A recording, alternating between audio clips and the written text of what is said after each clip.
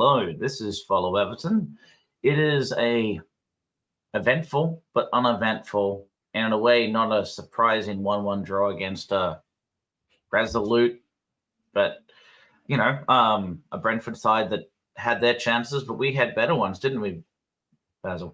Yeah, I think we had the pick of the chances overall tonight. I mean, a lot of our analysis, I'm sure, is going to default back to Beto's three through on goal opportunities, which obviously are good chances. But the game itself, it was, I don't want to say it was boring. It wasn't really boring, but it was two sides that kind of cancelled each other out for a lot of the game. Quite an even game overall. So, that doesn't really lend itself for like the most entertaining game. Yeah, and I think compared to a lot of the matches we've seen recently, where we know that Everton are now kind of playing this quasi back five. A lot of the time we didn't. Mykolenko wasn't playing that advanced today. It seemed like there was a lot of concern over. I suppose it was how do we handle Kevin Schade? So there was a brief period where O'Brien went to left back, then back to right back, and eventually they teamed up for the unexpected combination of the year to score a goal.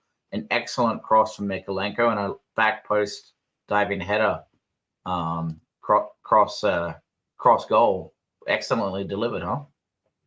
Yeah, it does, and it came a little bit as a surprise, probably a little bit against the run in a way, because Everton were starting to look quite lethargic at that point, and really, you're looking at the bench and you're really cursing the fact that Undai and DCL and all the players that are out, McNeil, and you're really thinking what's going on here, because they're quite getting tired. And then that ball, it's an excellent ball, isn't it? The back post.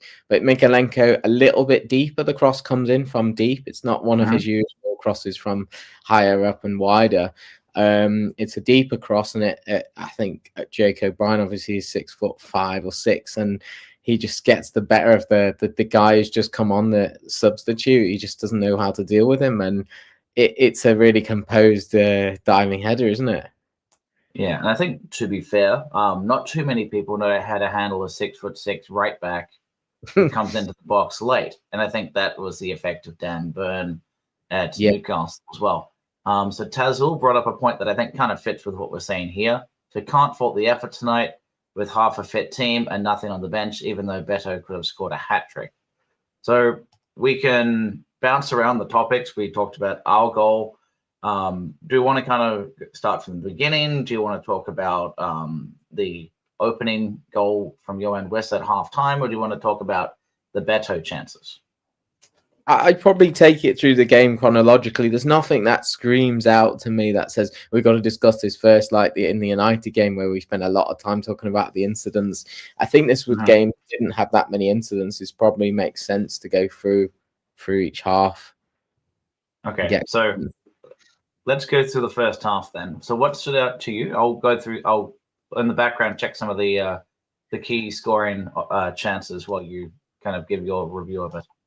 The first half, I mean, as I said before, it was a pretty even game between two sides. Neither side really looked to take the game on and kind of control the game. There was moments, I think it was 10 minutes here of Everton at the start.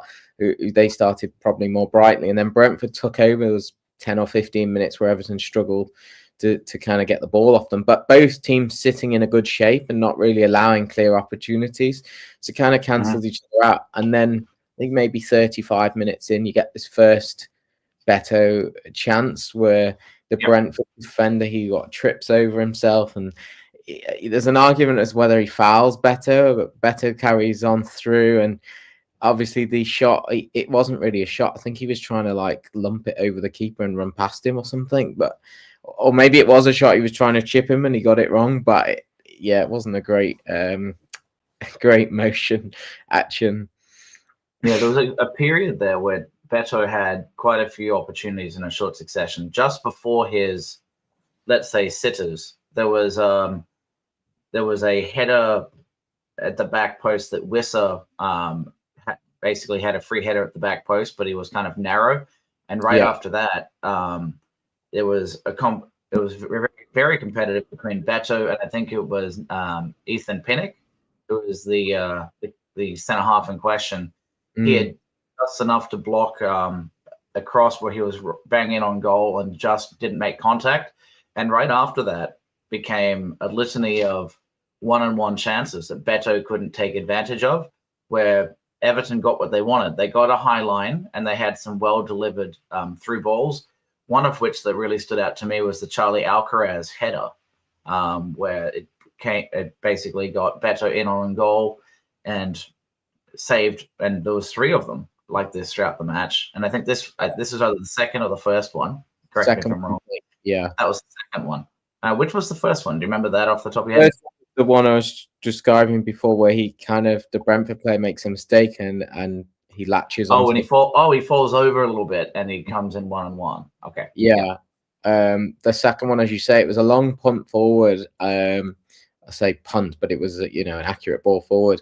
Beto wins the header, and then Charlie Alcaraz, he bounces it with the head through on goal. It was quite a nice little play between them, and he's through in. That was probably the best chance of the 3 as well, because he's straighter and he probably had too long to think about it. The shot wasn't bad, I don't think, but the keeper does make a good save. Should really score that one, I feel. Yeah, I mean, credit to Flecken. He had some very good saves. And I think, what's that, blue-nosed Dublin? Your thought here of being harsh to be critical on Beto. Look, we can be critical on Beto, but the reality is he was able to get into very good goal-scoring chances. So that's step 1 of a striker. We could be critical of Beto that he did nothing. He was involved. He just didn't convert his chances today. It happens. The big one that stood out to me at the very end, when Charlie Alcaraz gave him some stink eye, he was in on goal and went for another 1-on-1, the 3rd chance of the match. And instead of going out wide to Charlie, who was quite open, he takes another strike on goal and doesn't convert. Do you feel like that was a chance missed by not passing to Charlie, or do you think that's the kind of opportunity Beto should be scoring? I'd have to see that one back, because I didn't really get a replay of it, but I do remember he gets in and he's kind of a little bit to the left, so his angle is obviously only one point he can really shoot into, and he goes for the far post. I thought it was a good shot, actually. I thought it was aiming for the far post and a bit lifted, and I thought the keeper just made a good save. I didn't see an obvious route to get it to Alcaraz confidently, so unless he'd passed it earlier, I think if he'd passed it earlier before he got to the keeper, maybe. But I think once he gets towards shooting range, he's got no choice there but to try and bend it, and he's got to be selfish as a striker and try and. He's a confident lad when it comes to those one-on-one opportunities. He'll be really disappointed he didn't convert one of them, but it was not like they were all wildly hit over. I mean, he's seen the DCL do similar, but he can wildly hit ball over, or just run out of room. I think the fact he gets into those positions and he's got the pace and power to sometimes engineer those chances, like the third one where he uses his power really just to make that chance. Is a good sign. Yeah, and I wanted to add David B's point that it's a combination, right? If you're on target and Beto has been scoring 1-on-1s, you've got to give some credit to the keeper in Mark Flecken winning that mental duel, because it hasn't been as if, as we talked about, I saw in the comments before, that he's becoming DCL, or it's a matter of sometimes you just have a striker that gets beaten and mentally outdone by the keeper, and it seemed a little bit that way today. But you also want your striker to be confident enough to take those shots on and not pass it off, because that shows a dip in his own confidence to not trust himself at that moment. Yeah, I think you're right. He's got to be almost greedy in a way, but I think that the others might think, oh, you've had 2 already and you didn't score them. Maybe it's not your day. Pass me the ball. But yeah, he is a striker, so he's gonna go for it. And as I said before, he did force like good saves out of the keeper. It wasn't like he just fluffed. Maybe the first one a little bit was fluffed, but the other 2 I think were good efforts. And to that point, having other players like Charlie Alcaraz who are demanding the ball, getting angry they're not getting a goal scoring opportunity. That shows the hunger, the desire, and the need to score goals that I feel like sometimes the team is too tepid and timid for. So I don't mind that this was our problem today. Yeah, Alcaraz, I do like Alcaraz. He gives me this Richarlison vibes in a way. Like he gives everything. He runs his heart off, and he's got a bit of quality about him. And I think the look of him from, I don't know if it's watching it on TV, but he kind of looks similar to Richarlison.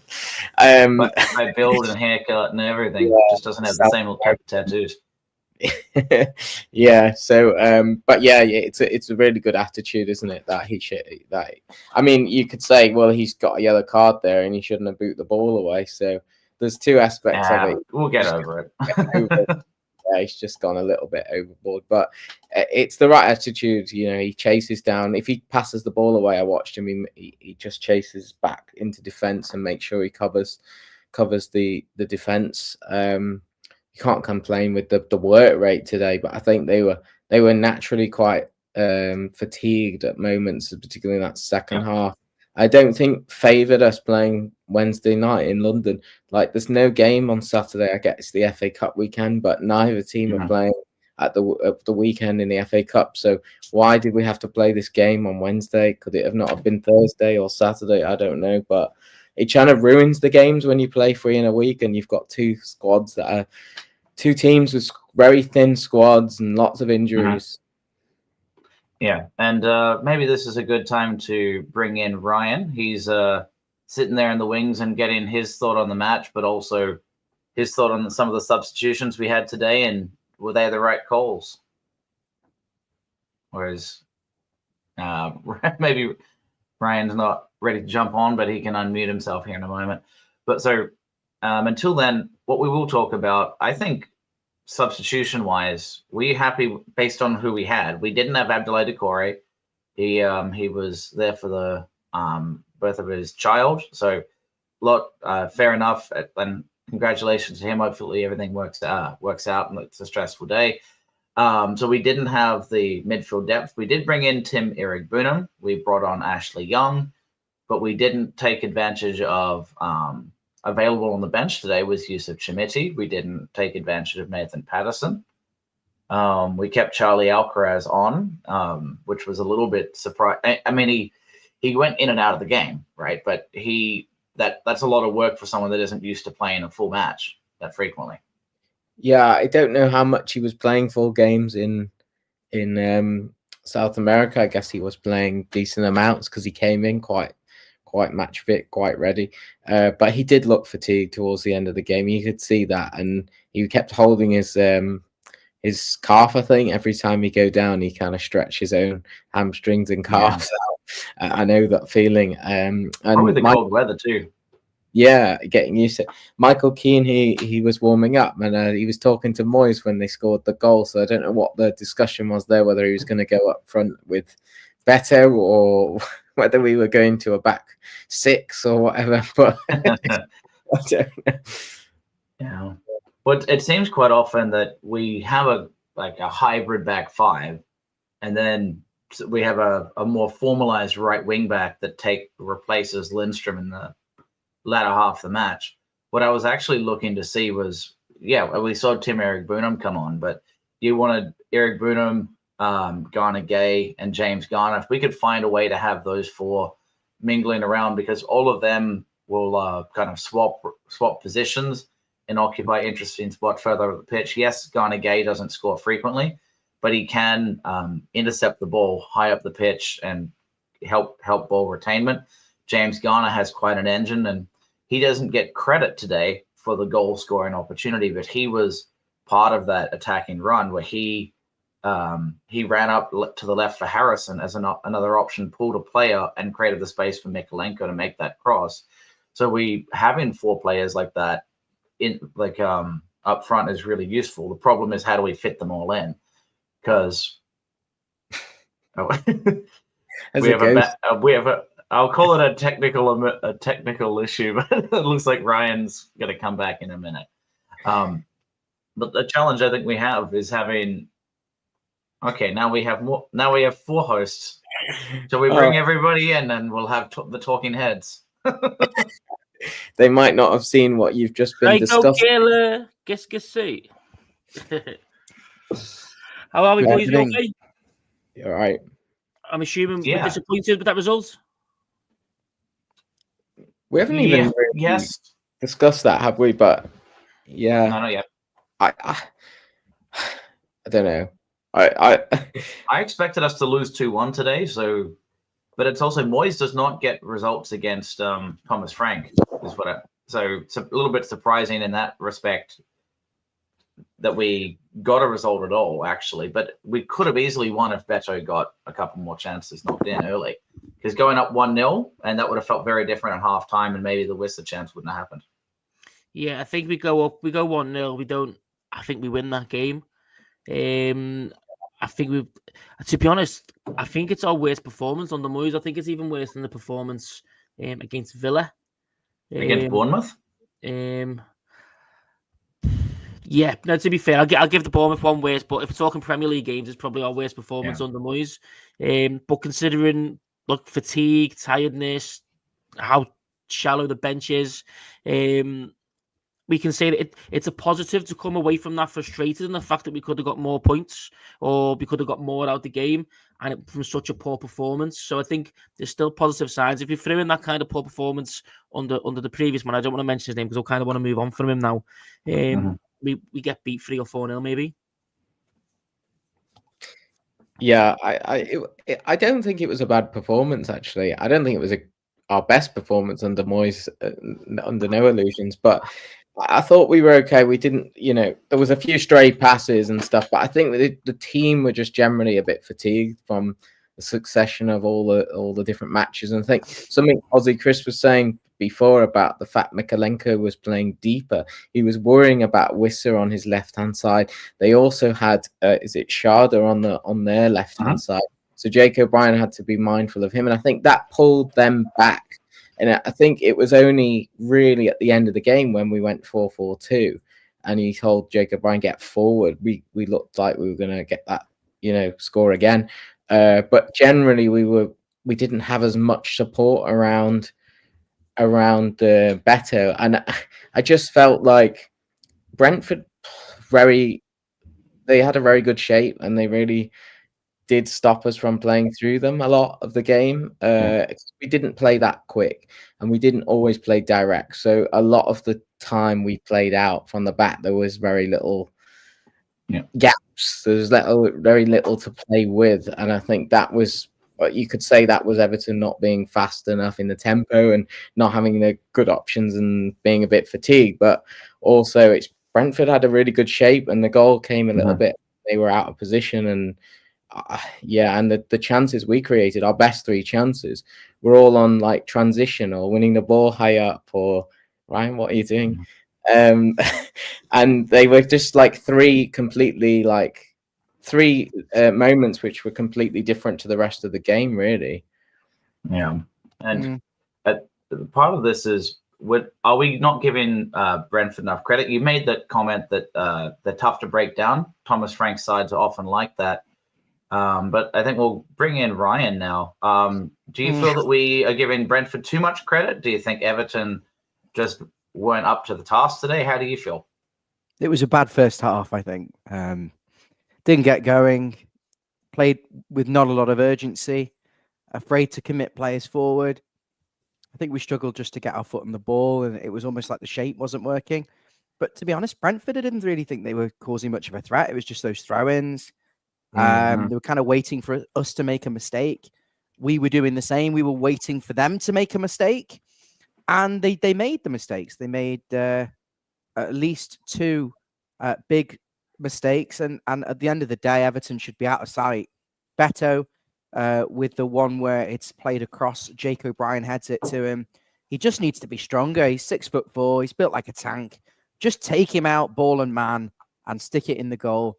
And the one where he's 1-on-1, look, it's a red card. He's on the floor. Beto decides to get back up, but it's a goal scoring opportunity miss. It's a red card. He gets up, and because he gets up, The ref doesn't make the decision, and he should stick it in the net. I think he tries to go around the goalie. But we talked in the pre-match, me and Corey, about Beto with his finishing. Is he going to vary it today? And you saw exactly the same type of finish for the third chance he had, Corey, which was, we were talking about him hitting it differently away from the goalie, and he goes and hits it again very close to the keeper. And Corey should score that third one. That's the worst of the first three chances, isn't it? Is that taking into account the one with the ball coming in the box and he didn't really do much for it, or are we talking about the one in the second half? So there's one where Jacob Bryan heads it across. Yeah. And Beto doesn't get there first. Yeah. There's one where they slip and Beto goes one-on-one with loads of time and doesn't here nor there, but it was a red card. And then there's the third one where he gets sent through with a beautiful pass, and he's just got to score, and he hits it straight to the goalie. Other two. I think so. There's more later. He should score that one, but what I would say is fair play to Flecken, because that one and the one in the second half, he comes out. If you look where Beto takes the touch and he gets himself in, Flecken runs out, makes himself big. And if I'm thinking of it from his point of view, if you're looking at the angle at which he's taking that shot, it's really narrow, and the way Flecken's positioned himself is that it's quite difficult, because if you look, he's played the ball too high. He should play the ball a bit lower and too far, a bit further away from the goalkeeper, but he's closed that space down really well. Now, he should still be scoring. Look, I'm not denying that, but I would say I'm going to give some due to Flecken in goal, because he really closed that angle down really well. Same with the one in the second half. The one for me that was gilt-edged is one where you said that he's tried to round the keeper. He should have just gone for goal where he hasn't rounded the keeper, and that would have been his best chance at scoring. No. Listen, the goal is 24 foot wide. The goal is 24 foot wide, okay, and 8 foot high. The keeper is at most, he's 6'5", let's say. His reach. Come on. There's no excuse. I'm sorry. Or better yet, knock it to Charlie Alcaraz. I'm talking the first one is a half chance, but I think he should score for a player of his physique. The second one, around the keeper, if you're going to do it, make a connection with the ball. Third one, he's got to score. I'm sorry. It's hit straight at him. The fourth one, he had every right, and I knew he was going to take it on. But Alcaraz is in the middle, waiting for a tap in. What are you doing, lads? Pass it. He's one-on-one. Frustrated, and he had such a good. He had a good game, but he also had a bad game, if that makes sense. To get in those positions, to make the runs, he looked dynamic, he looked strong, he looked aggressive. He had everything, but then in that key moment, his decision making was really poor, brain dead.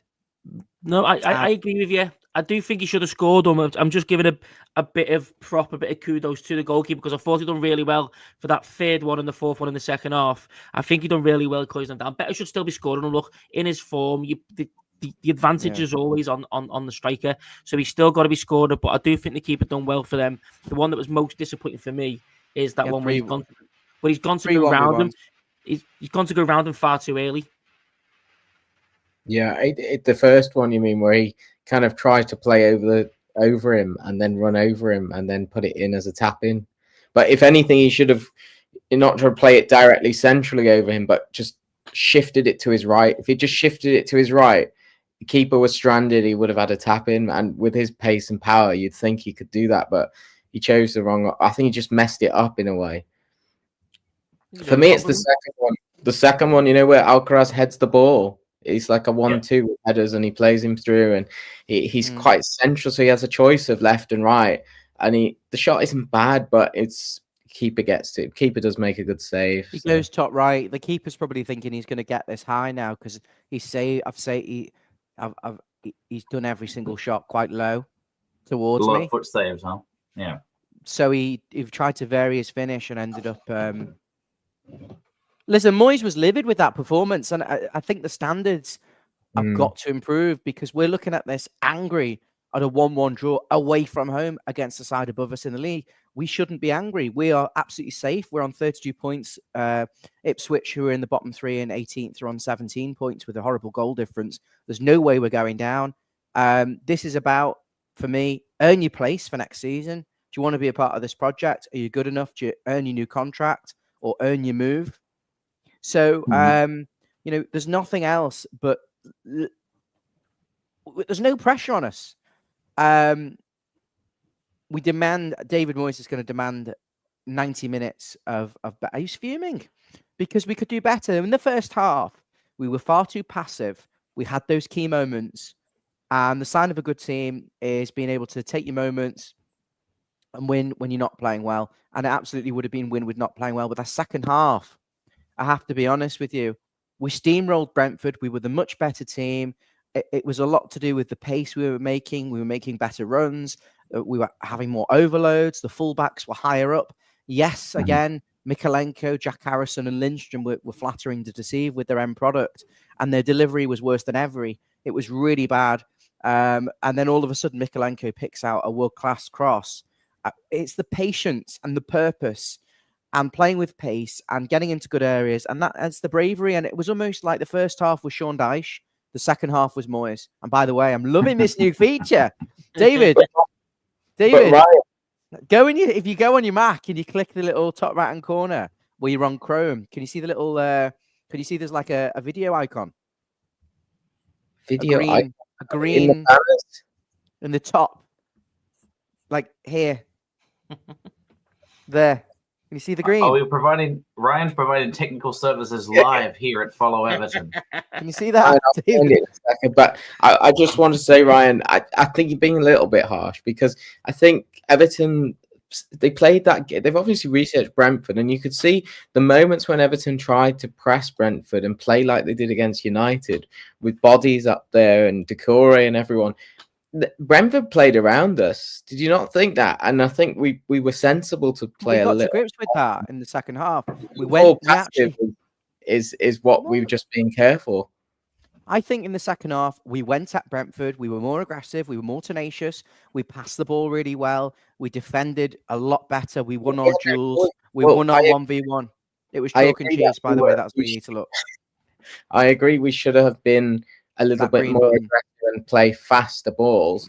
But I think we were also conserving energy and just keeping our shape and not getting done through the press because they're a good footballing side and no Decore. Did everyone else notice that the first half, all of our scoring chances were with a really high line from Brentford?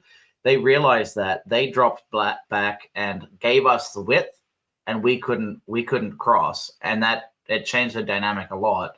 So yes, it was a little bit easier for us to work our way up the pitch, but we still couldn't deliver outside of that one Mikalenko opportunity. So I think that's how it felt like a different result because they weren't blocking us in, as you're saying, is the Dyche tactic, let's say, of playing really a low block. It was more.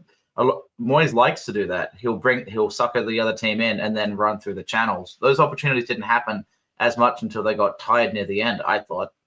And then that's where this big Beto opportunity with Charlie came in. With the players we had available, the injuries, we did remarkable. And we have to accept that from where we were to where we are now, we're competitive in every match. We're putting a stamp on it. I felt like we were always going to get something back in the game because of Moyes and the way the players have been playing. I was sat there at half-time. I was like, yeah, we 1-0. It was a crap half. But I always had that belief that we would get back into the game and either win or draw. I never felt like we would lose. I go into every match now feeling like we're going to win. And this is David Moyes playing Jackie Harrison and Casper Lindstrom on the wing. He might as well be Casper the Ghost because the guy doesn't deliver goals and he doesn't deliver assists.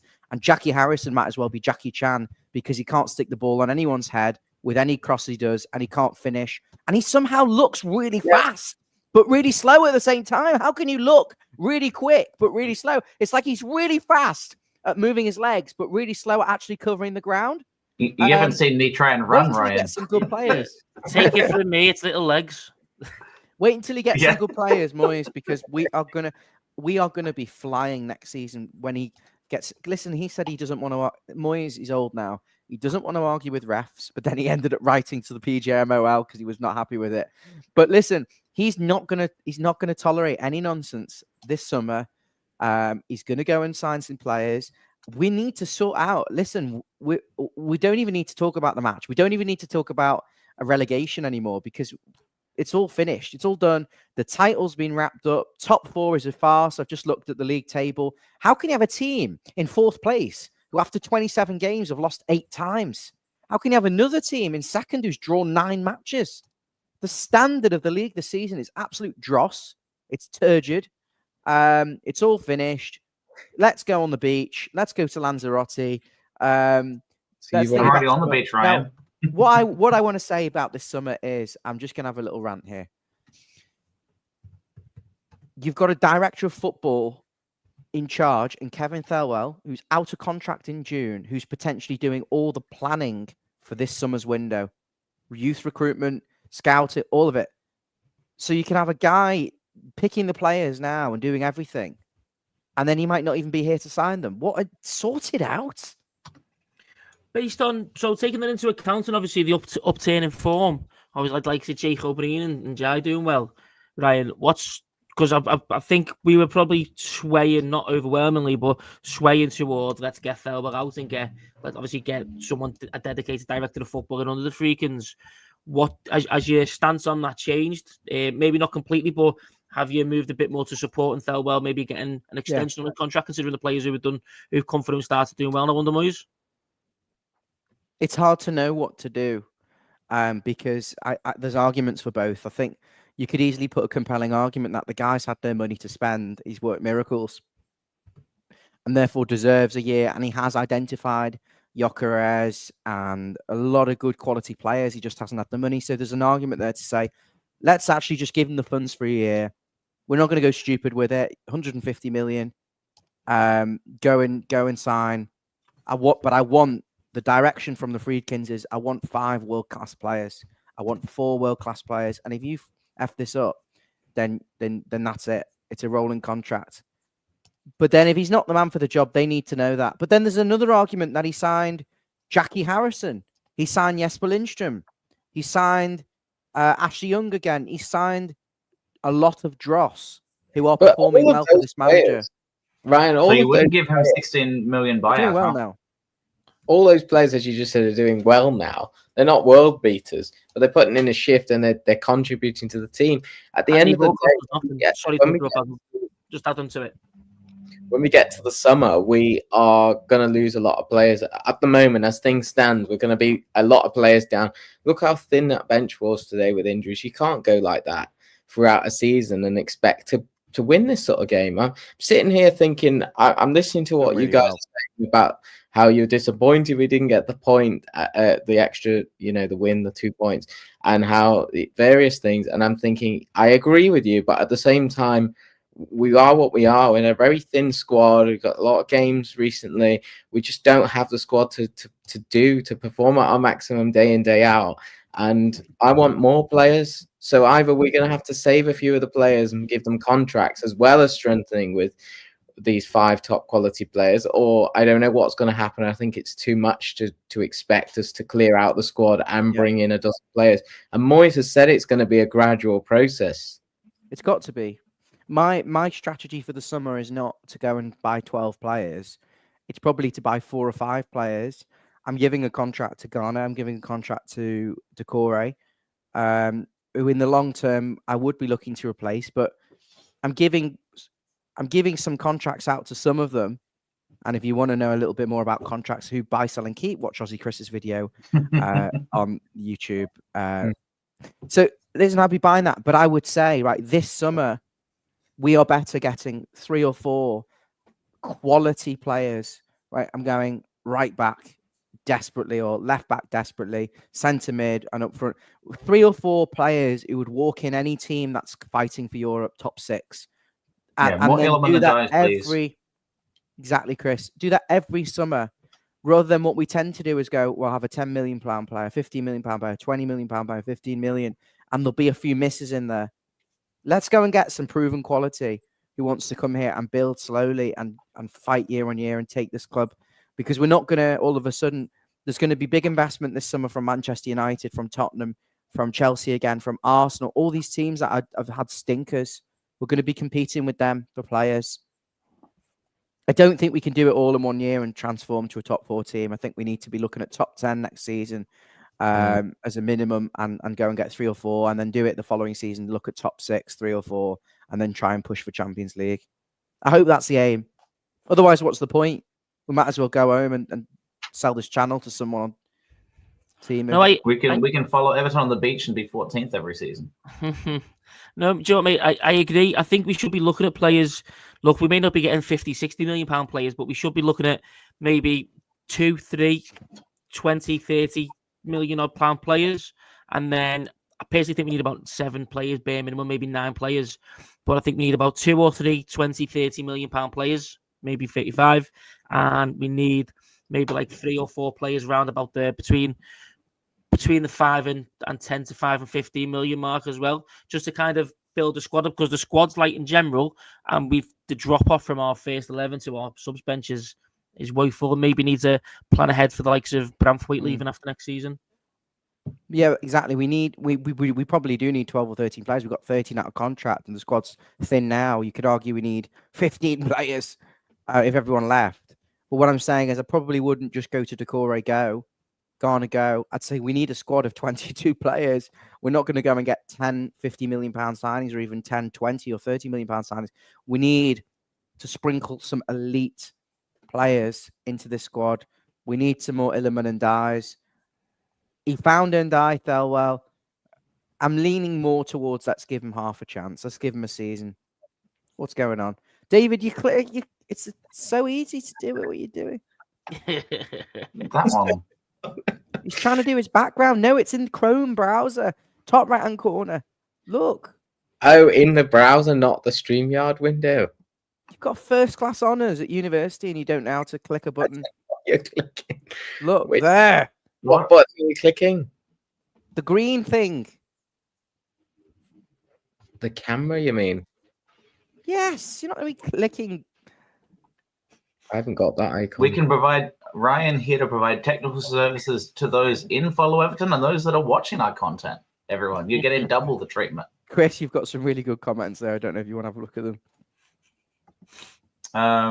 Which comment do we want to go to? I've been getting distracted by you guys as well, and I updated the mid-table standings for everyone. So we're talking about Ghana Gay not being a spring chicken, and I think part of the contract discussion was if we can't get someone really good in the midfield because he knows the club, I'd take him for another year. Similar thought on Ghana Gay and Decore, who, if he's starting to score some goals again and is effective in this new pressing setup, yes, but you want to have these guys on a reduced wage bill rather than think Decore is our highest wage earner maybe other than Pickford right now. We've got to sort that though. We've got to give Jared Banthwaite 100,000 a week in the summer. Yes, we need to restructure or he leaves, and fair enough to him. You can have a release clause. Just give him a release clause of 100 million.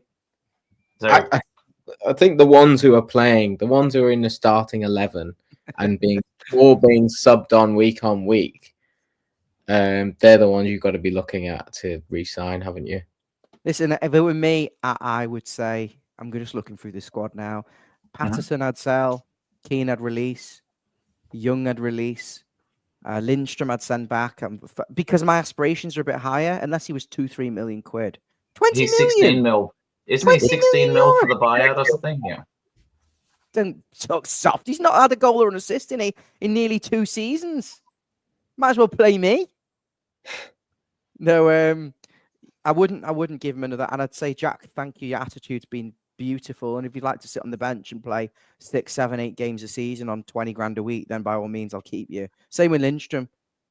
But I want Ndai. I want players of that standard. Brilliant goal scorers. Exciting players. That's what we need. Listen, you're not sitting row 62 at the back of this massive stand there to watch Jackie Chan and Ashley Old kick it sideways, are you? You want to be excited. You want at least half a chance of falling from the top row in excitement. Interesting here, the bringing up Nkunku. But what I think is also worth thinking about too, when we're talking all these players, there's such a broad width of options out there. We, of course, see a lot of these players in the Premier League, and there's a lot of these clubs that are just bringing up a whole bunch of youth, and they're not maybe working out at the likes of Chelsea, that are not getting a game, and that's where you would pull some of those players from. But that's where I was linking the Nkunku piece, because he's struggling at Chelsea too. But look, we need to Niels drastically Nkunku. shake things up. I think he means Niels Nkunku, who's at Frankfurt. Oh, that and Nkunku. Yeah, Sorry, the one who used to be a there's a wing-back few of as them.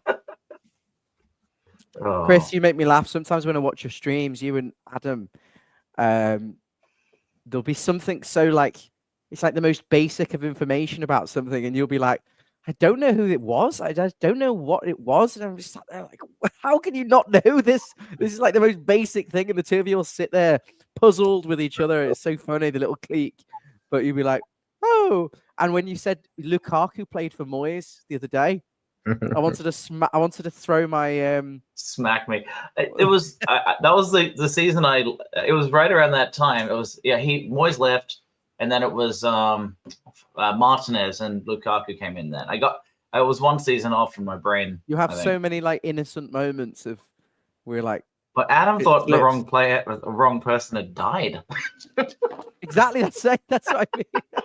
He said Alan Irvine. To be fair, right? I was, and I'll apologise for this. I was convinced that I'd seen like a news report on the exact same thing as well. Like I was convinced I'd seen a news report on the exact same thing about 5-6 months earlier. Shakespeare died. Craig Shakespeare, not Irvine. Alan Irwin and Alan Irvine are two different players. Alan Irvine played in the 80s, didn't he? He was a teammate of Andy Gray. 60 appearances. Yeah. Leeds United fan. I did my research the other day. Assistant manager for David Moyes. Alan Irwin, I think, is someone completely different, but I don't think either of them are dead. But you did say on stream he died when you were doing the who's the next manager that sat there. I think you just murdered this guy on stream and now he's back. Isn't that called dead naming? Did any of you see the really funny Everton Unseen after the United game where Andy Gray is doing like some sort of slapstick tour of Goodison? He's going, I want to go see Davey. I want to go see Davey. Oh, mate, you need to watch this. I'm gonna share it. Go on, keep talking for a second. Okay. So what Cash is a frequent messenger as well. He's saying Ait Nouri and Cunha. I think really if Wolves are in financial trouble, which they have been, and we're out of that, then yes. Otherwise, I can't see them moving on either Ait Nouri or Cunha. They would keep them. They're Champions League players, just so you know. Ait Nouri lacks defensively, but if you put him as a wing back in a back five or back three, whatever you want to call it, yeah. He's probably a Europa League level player now, but he'll be a Champions League player in a year or two if he goes to the right team and develops. Matthias Cunha, again, he could play in the Europa League. He could play for the Champions League team. Them two, especially Matthias Cunha, have carried Wolves this season. They'd be well in the relegation zone if it wasn't for Matthias Cunha at times this season. So, and where he said there's at least 60 million, probably correct. Them players, as much as I like them, they would be good signings. They'd be great signings. But they're going to be Champions League players. You'd have to be in Europe to get them at least. Can you hear this? All right. Hopefully we don't get a copyright strike, Ryan. Can you hear this? We can actually. Can you hear it? Yes, we can hear it. I'll find the bit now. See funny. And now you see the backstage Follow Everton preparing for content.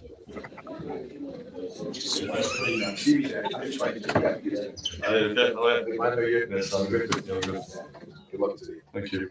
Okay. You good? Yeah, but again, it's the Messiah. The Messiah. The Messiah. How are you doing? Right. Never crossed it for you. He's telling me to put the ball on you. David, this is how. Get right. Check back. No. Swear. Get this ball in here. I'm sure you sorted that out. Come with the boys today. I'm just pausing it there anyway. I found it really funny. The two Scotsmen, the Rangers versus Celtic, Gray and Moyes. Where's Moisey? Where's Moisey? And he goes in. And it's like I don't even think they've ever met, but or for a while. But look at the formations. This is one for Aussie Chris. The corner. Can you see? I can. This is a funny scene here because look, you've got Charlie Adam who's like in the clique but doesn't know why. Okay, yeah. We've got Brace, Irvine, Adam, he's got that bloke in the corner. I don't know who that is. It's just a funny scene. But look, there's the It looks a formation bit for like Everton. Tarky from a distance, but it's not Tarky. It's one of the. So this is what I wanted to pick up on as well, because in that last game against Man U, I felt like we did change formation. It was very different. It wasn't the 5, the hybrid. It was, look, it was 4-1-4-1. Mhm. Any comments on that? I mean, other than yes. Yeah, it probably was, Ryan. Yeah, we were high press, and Decore and Garner Gay were quite tight in on them, and probably allowed that freedom with James Garner being like the distributor from behind. Yeah, you guys probably noticed this as well today. That Charlie and Garner would both drop deep, support, basically drop in between the two centre halves to get the ball and then go forward. But it would alternate looks on who would receive and bring the ball out, which I thought was quite interesting to see. So it wasn't sort of fixed positionally the way that we know Dyche was. So it's really interesting getting to see Charlie build up from the back, James Garner work his way up as well. And Garner Gay, a lot of the time, was actually up the pitch and not the one carrying the ball out today. What I liked in this match was when we were desperate, we didn't just boot it long into corners and into Beto isolated. We actually decided to do the complete opposite. We got our foot on the ball. We had runners running in behind. We were able to get into crossing opportunities. It was almost like Alcaraz, later as the game went on. And I was very fearful that Everton were just going to struggle with fitness. It was almost like certain players had more energy. Beto was seemingly had another gear in him. He'd taken a Lucozade tablet and had suddenly been able to go more. And Mikalenko, and there was a drive and there was a determination. And you know what I felt it was? It was a we will not lose this match mentality. We're going to keep going. We're going to create things. And that, along with that match went on, I think Everton would eventually got the winner. And having Alcaraz in that midfield is so different to Decore. And I love Decore for a game against like a United or a Liverpool where you need aggression and strength and to be able to drop back but still have a threat. Was that Alcaraz can take it and turn and carry it and drop in and play make and do a bit of everything. Whereas, and yes, his finishing needs to improve, but Decore would very much always pass it back and be taking 30 touches just to try and get the ball onto his right foot to pass it nicely. You know, so there's different players are needed for different things. What's causing a bit of problem with Alcaraz is whether we want to sign him or not, because we're so desperate for numbers. He looks like he's going to get the 8 starts regardless. But positively, 32 points. Considering where we were, 7 unbeaten. You've got McNeil to come back. You've got Ndiaye to come back. You've got Calvert-Lewin to come back. You've got Brozier to come back. You've got a lot of options to come back, and I think we're gonna go on a nice little run at the end of the season without pressure. And I've got us down for 12th place. I would say the games that have coming up as well. So look, Brighton aren't an easy team to go for. Yeah, United in turmoil, they're terrible, but they're still a team with a big name and players that can get points. Brentford, comfortably mid-table team who are doing all right as well. Spurs, again, poor team in poor form, but they've got players in there. Liverpool, don't want to talk about them. So they're just jammy bastards, aren't they? They got the... They played Newcastle today, and then Isak was injured. They played City on Sunday, and Haaland was injured. But that team, so them just teams take Salah out. Them teams we've played are probably the more difficult teams that we're going to face. If you look at the back end of the season, what's going to come up after the international break, we've got Ipswich, we've got Southampton still to play. I've got them here, Corey. Do you want to read the fixtures out? 8th of March, Wolves away, 8 o'clock on a Saturday night. Which idiot decided to do that? Then we play West Ham at home. I fancy us to beat both. Yeah. And then it gets tough. If we beat Wolves, that's it. If we get it, I'll take a point at Wolves and I'll take a win at West Ham. That's it. You know, we can do anything and then go into that Liverpool game. Listen, Liverpool already won the league by the 2nd of April. I really hope they don't win it against us. They can't win it against us, but just go and be absolute SHIT houses and just make it horrible for them and try and upset their party a little bit. That would be nice. Then we play Arsenal at home. Arsenal can't score, but depending on who's back, I expect Saka to come back. They look like a blunt instrument, and Sterling, I wouldn't even have him on our under-8s team. He's absolutely tragic. Then we play Forest away. I think they will have crumbled by then. They seem to be not quite the same level. So I fancy us at Wolves. Fancy us at West Ham. I think we'll probably lose to Liverpool. I don't think we'll lose to Arsenal. I think we'll get at least a point at Goodison. Forest might beat us. Then we've got City at home, Chelsea away, Ipswich. There's some games there, but then we play Ipswich at home, Fulham away, Southampton at home, Newcastle away on the end of the season. There should be at least 10 points in there. And that's me being pessimistic. Like, should be at least 10 points in there. We could be talking 13, 14 points on there. If we do that, that gets us 40-odd points, which is not a terrible return, especially considering how bad we've been in the first half of the season. 8, 9, 10, 11. There's 11 games left. Ipswich Town, Southampton, both at home. And West Ham at home. And I'd be shocked if we haven't already wrapped it up.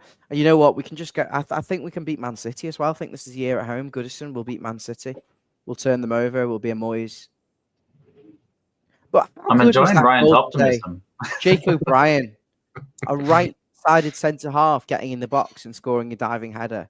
Getting in front of that is a huge for us because no one can handle that. To be fair, for any other player that having to jump to head that, that's just that tall. He has to dive for it. But that's what, Corey, does that not make you angry about the goal Brentford score when you look at the size of the Everton players? Jared Branthwaite, 6'5", Beto, 6'4", O'Brien. Attack the way it was set up. A minute we can get it up, Chris. Just throw in, Ryan. Throw in. You want to get a photo of the? I can go try and pull one. But it's not. Yeah, it was a throw in. It popped up, and that's the tricky part. You've got to time that charge, and you know what? Whistle's really good at that. Do you know what? It's not Wiss's header that disappoints me. Lindstrom is flat-footed, but I don't think he's ever winning that battle. O'Brien was flat-footed, so I think he should do better. They happen. It's the bounce of the ball from the long throw. The long throw comes in, you've got to throw yourself at it. That long throw ball should not be bouncing and ending up where it does. It should be cut out in the first phase. The second phase, I'm not as bothered about because, like I said, they happen. The player who's attacking has the space to run onto the ball. And he gets that advantage. So I'm not bothered about that. It's that first phase where no one's attacking the ball. We shouldn't let it bounce. Is there any way you can make it so we haven't got two people with grey jumpers next to each other and two people with in Goodison Park in Everton Stadium? That's a you can obsess and compulse as much as you want. We've both got grey jumpers on. Both got kits. Now we're both in stadiums, so that's uneven. Well, I remember when I did my trial, I was told I have to wear Everton stuff, and now you guys are. Then there's no Everton shirt. Is the goal down to the individuals, or is it down to Moyes there? Should he be setting? Because I looked at it and I didn't like the fact Lindstrom was the one at the back post. Surely you have your biggest, strongest asset at the front, attack the first ball, and then possibly you're another monster at the back post. I think he's gone. That you have the bigger men at the front. They're the ones attacking that ball. They're the ones stopping that first phase happening. So he's gone. Do you know what they're going to do? Long ball in towards the near post. Generally, you'd have your three big men attacking that. When it comes to the long throw's not making it to the back post, so you shouldn't really need a big man to get there if you defend that first phase properly. So I think that's what's happened. And because we've not defended the first phase correctly, once that ball bounces in, look, it's anyone's game. It's more in the attacker's favour, like I said, because he's got the run on it. Well, the other thing is, if we won that set play, Lindstrom was away, and that's why you want to have someone positionally on the flanks that isn't required to mark the box, so that they can be free to run, and that's what Lindstrom was. Unfortunately, he then didn't track, and our centre halves weren't quick enough to try and get their head to it. But there's a reason why these throw-ins are awkward. Yeah. That's why they do them. But but I'm sorry, it's a throw-in. It's a throw-in, and it's we always talk about defending, attacking the ball, play the way you face, attacking where it's coming from. It's surely easier than them trying to flick it with the back of the head. Go and stick your head forward on it Push the guy. It looked like Beto got nudged. It looked like he got a push. But why get in his back and knock it away? Why? It's harder. It's harder for them to score than it is for us to defend that. It really is. But you do it enough times, and No. a throw-in is easier to achieve than a corner. So if they continuously do it, eventually something will just the slot will come through, and that's the challenge with these throw-ins. And the same as Stoke back in the day. I think it was Delap, not Liam Delap, Rory Delap, I think, would always just like toss these in, and but just by percentages, you say clear it all the time. But okay, Ryan, go ahead. My idea would have been, I would have said Brentford are sending up their two centre halves, or all the centre halves for these throws. I'm going to stick my monster of a centre half on the first contact, and behind him I'm going to have my other monster. I'm not bringing Beto back. I'm actually leaving Beto up front because we're going to win the ball back and we're going to throw it up the other side while you've him and Lindstrom. And chuck it back at them. That's one of my biggest peeves of Everton in a while, is that we have so many men back. We have a defender back. We should have our fastest and most dynamic player always.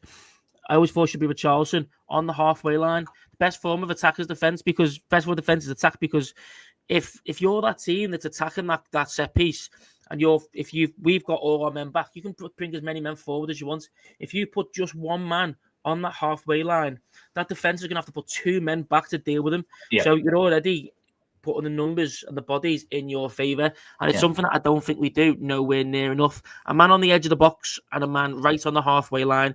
If it works for the counter-attack, fantastic, that's a bonus. But I think defensively it has an even bigger effect, because, like I said, they'll put more men back than what you'll have missing from the box as well. I agree. We should have tried to turn it the other way instead of inviting more on. So Corey is saying we need to play a game of chicken with the other manager to see, okay, you invest too many players and see if you score. If you don't, then who wants to take the risk? No, that's it. That's what you've got. That's what you've got to go for. Blue Stew, just so you know, O'Brien. I'm aware I say it wrong. I just cannot get it out of my head. It's just like a lot of memory. So where does O'Brien versus O'Brien come from? Because it wasn't like when Ryan first had brought him up, I started saying O'Brien because he did, and then everyone's like, "You're saying it wrong." I didn't think that's how you say it, but enough people say it that I thought I must be wrong. No, so O'Brien is O-B-R-I-E-N as his name is spelled. O'Brien is the same if you have an I after the E as well. So O-B-R-I-E-I-N, and it's just I before E, except after C. Reads it as O'Brien, and I can't help it. So I do apologise for anyone watching. It's not Irish language erasure. If anyone's Irish watching, no, I just can't get out of my head. Okay. I thought it was like a local dialect and I missed it. Yeah, no. It's just me being a flid. Well, that's so can't edit your name anymore. I used to be able to edit people's name. I was going to change it to Madonna. Who, me? You just can't get it out of your head, or is it Britney Spears? Kylie Minogue, isn't it? Kylie Minogue, yeah. Yeah, sorry, that's so basic. Hey, come on, at least you're not wrong with an Aussie on the Chris screen. over here. At least you're not Mabsy with this Bridget Jones diary. Yeah, for Andy anyone Mabs on the channel gone to watch Bridget Jones while Everton game was on. Yeah, for anyone who wants to give Mabs, he's got a soft side. Just don't tell him. He's missed the game today because he's gone to watch Bridget Jones 4. Not even Bridget Jones 2, the good one. Tragic. Terrible. That's how people handle stress. We're nearly at 3,500 subscribers, by the way. Quick turnaround from 3,000 to 3,500. We're about 25 away. Smash the subscriber button if you haven't already. Yeah. And of course, everyone, like the video. So Ryan, a real question. So based on the background you have right now, where would you be? Where's your season ticket? Is it in this photo? Yeah. Is that the east stand? No, that's the north. That looks like the north stand, Ryan. No, I'm not. I don't sit in any of that. You should modify your green screen and put your little pin on it where you sit, and then everyone can come find you. Well, if you've been watching my videos, you'll know exactly where I'm sitting in the new stadium. Well, that's why I kind of mentioned it. I'll show you. I'm here.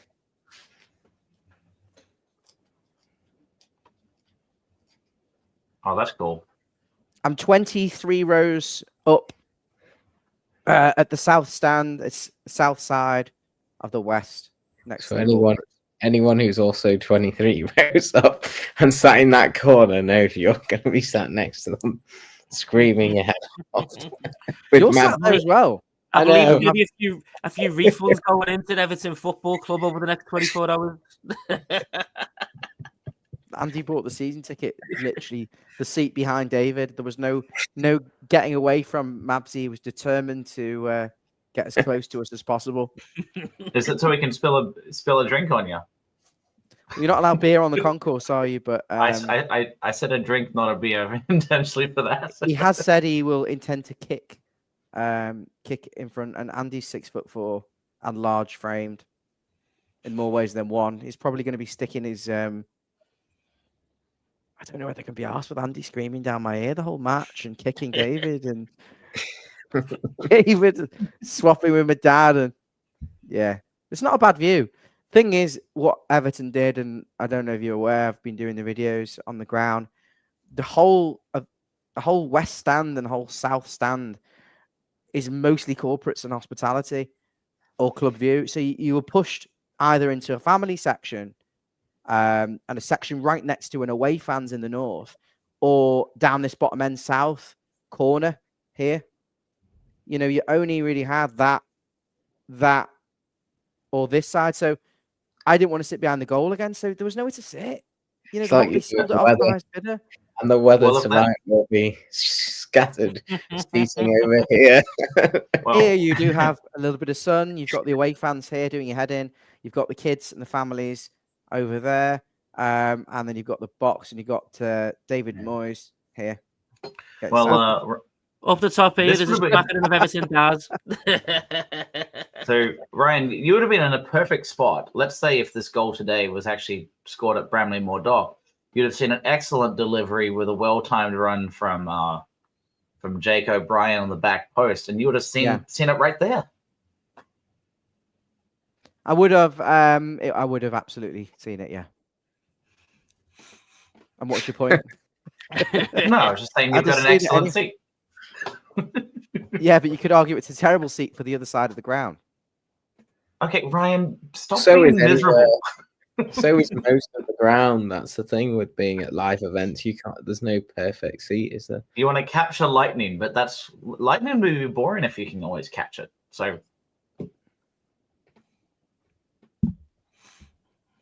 I guess this is this meant to be you, Corey? A dash of Hugh Grant? I don't know. I'll take it, like, you know what I mean? I mean, I know he's about 20 years older than me, Hillary. But you are.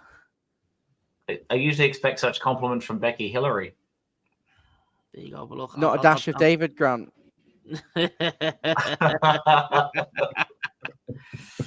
And welcome today to Follow Everton tonight. Belfast is celebrating because Jake O'Brien, the Republic of Ireland international, actually is down here. Northern Ireland.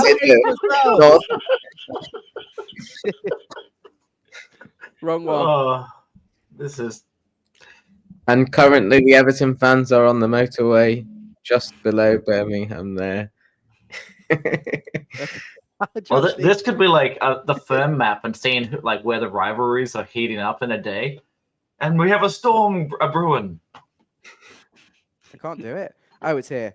Liverpool fans travelling back down to Newcastle, back to London after their match today, will experience a bit of traffic in Birmingham area after a lot of Wolves fans going ballistic and Aston Villa fans crying after their 4-1 defeat to Crystal Palace. It's good. It's quite effective, this green screen. It's all to do with how well lit your room is, Chris. Well, maybe when I move into my new rental in about 3 weeks, we'll find out.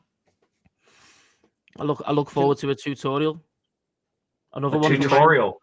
What, I'll tell you how to click buttons like Ryan does? Oh. Exactly. Look, I've even got the G-Tech Stadium. Did any of you watch the build up to that? They had all the lights off and had this like light show going on. I would have hated trying to get into find your seat, especially if you're not from the G Tech. You're trying to find your seat and there's just a light show and you're bumping into everyone. It'd be horrible. The worst seats at Palace 10 days ago, the seats are literally, the names are impossible to see them. And of course, everyone stood up, so you've got no chance. Yeah. Well, an interesting thought. So we've been talking about like stadiums and the setup, and I noticed at Crystal Palace, they still have like cheerleaders and pom-poms on the entrance. Do you think we're going to do anything remotely outrageous at Bramley Moor? Because we don't do anything other than Z cars, really. At Goodison, do you think we're going to do anything remotely different? We're not going to have like the Saints have their like trumpeters playing Saints Go Marching In. I can't see us doing anything kind of in that direction. Do you? I think we'll have a bit more in terms of just before the game. I think it'll just stay with Z cars with the siren, but I think we might get a little bit more in terms of music and a show before the game goes on. Be nice if Camelfat. We don't like set off a cannon or something right off the door. Camelfat could do a residency before every single match. Yeah, apparently they've got some good entertainment lined up. Neil Sedaka and Jules Holland opening Everton's new stadium, and still Ryan doing interviews, asking everyone who they think is the best Everton player in 2025 is. Yeah, that's as good as you're going to get for your entertainment. Listen, on the new ground, the feedback that I had was from people saying, and I see it myself. No, I'm making it up. It's my observations.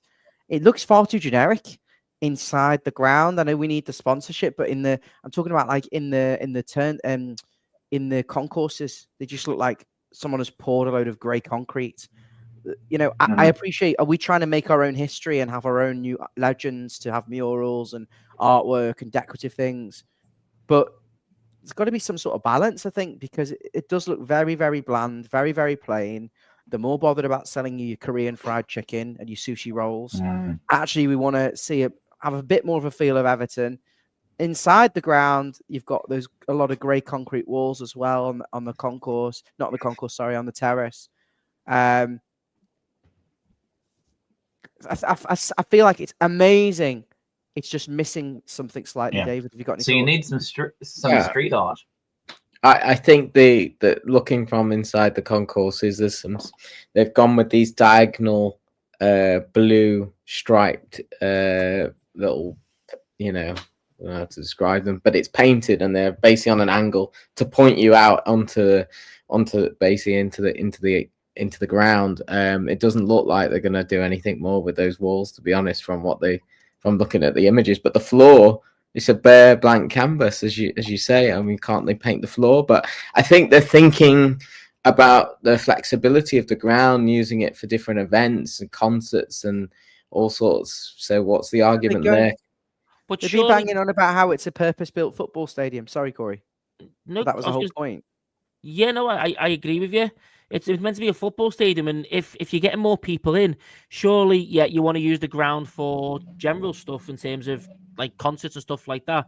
But the people who are coming there, the people who typically aren't into football, you maybe want to sell the Everton brand to them. So that's why you have the Everton history, the Everton brand, even if it's not maybe like we've got on the outside of Goodison where it's the history timeline.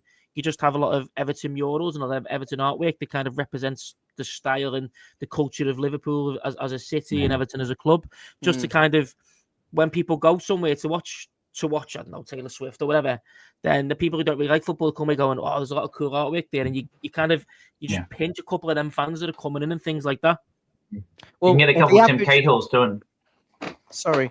If the average price of a season ticket across hospitality corporate, taking into consideration seniors and kids, but mostly adults, let's say it was an average of 1,000, because there's a lot of corporates, a lot of boxes and stuff. They're making £52 million a year from Evertonians, approximately £50 million a year in tickets and season tickets and hospitality, at least, plus everything else. We want to see a bit more to do with Everton. I don't really want to. I don't really care whether once a year you've got Beyonce and Paul McCartney doing a gig in his 90s. We've got to. It's meant to be a purpose-built football stadium. Come on. I quite like that idea. I should say is like you see these murals almost on the inside of those walls between the entrances. You've got like Tim Cahill doing his punching. You've got Ferguson, and you've got quotes from each of those players under it. And I think the whole connectivity of the ground. We can do a separate video more in depth on the ground when we've been in it. But the whole idea that the concourses are connected is great, but to give that sense of feeling of that where you are and that familiarity, it's great to say, I'll meet you by the Cahill Memorial, or I'll meet you by Arteta. Otherwise you're just walking around quite a generic, repetitive I'll meet you by the concrete slab. You could meet Mikel Arteta drinking a Chang, and then we could have some vintage sponsorships. And I guess that might get tricky if you show any historical sponsorships and Castor is upset.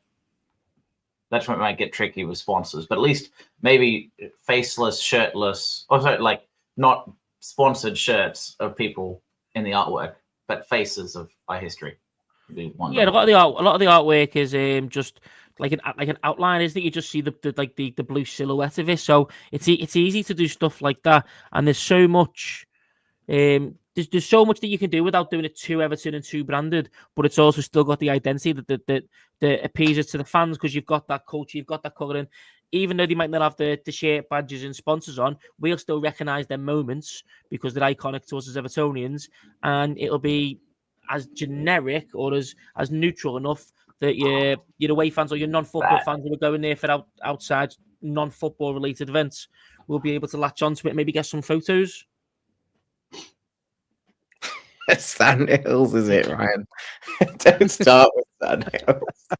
I don't recognise it with all the scaffolding there, mate. Have they painted those the balustrade, the metal railings? Have they painted them yellow now? Imagine the Royce and Drenthe. Well, the problem is he won't show up on time, so you're fine. I don't know. I'm sure the designers, the architects, the interior designers, I'm sure they've got a palette of colours as well. They should be looking at Everton's colours, the royal blue, the yellow, maybe the pink. Have that palette of colours and start using it, start spreading it around the ground. Use it as wayfinding. Right, gentlemen, I'm gonna have to jet. I think we all are. Yeah. Let Chris close it. I've got okay. Well, in that case, for future content for relating to Stadium, I'm sure Ryan will do an update here shortly. We have a week off, but hopefully now that I'm back away from site, I might do some tactical videos, which will be exciting. If there's anything else you guys would like us to do in the meantime, either for those that are watching back, feel free to add stuff in the comments. We always like to see it. But today, a 1-1 draw, not a goalless result. We could have won, could have lost. I think we'll take it in the end. We're in the right direction. We're on 32 points, comfortably away from safety. And until next time, let's up the toffees.